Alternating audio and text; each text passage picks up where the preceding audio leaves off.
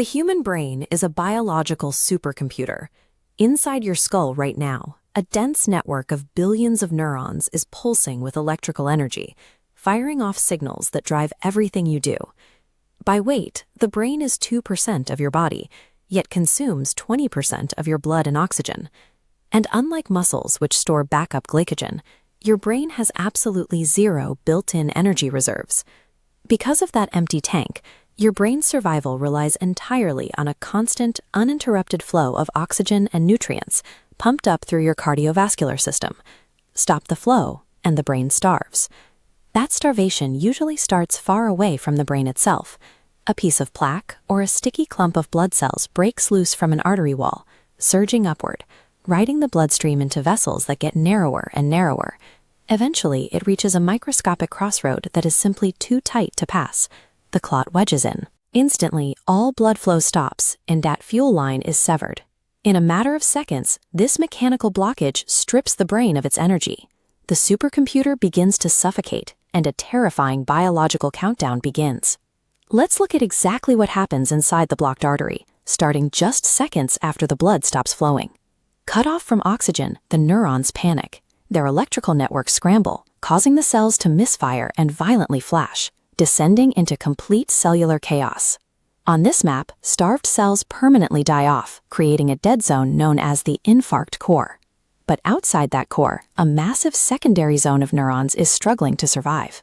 They are suffocating, but if blood flow returns quickly, they can be saved.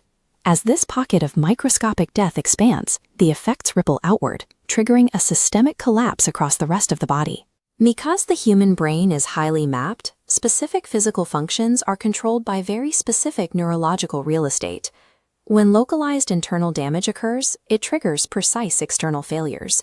For example, if the clot cuts off oxygen to the right side of the motor cortex, the left side of the body suddenly goes paralyzed.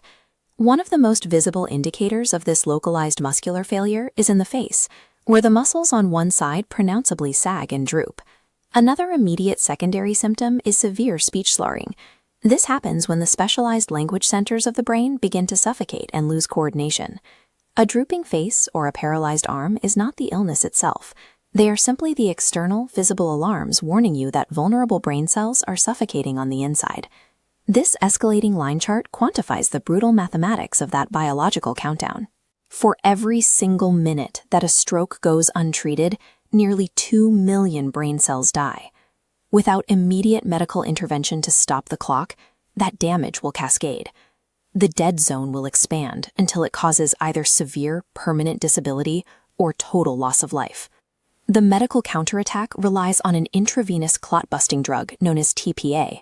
When these drug molecules enter the bloodstream, they aggressively bind to the dense clot and dissolve it, reopening the vessel so oxygen-rich blood rushes past.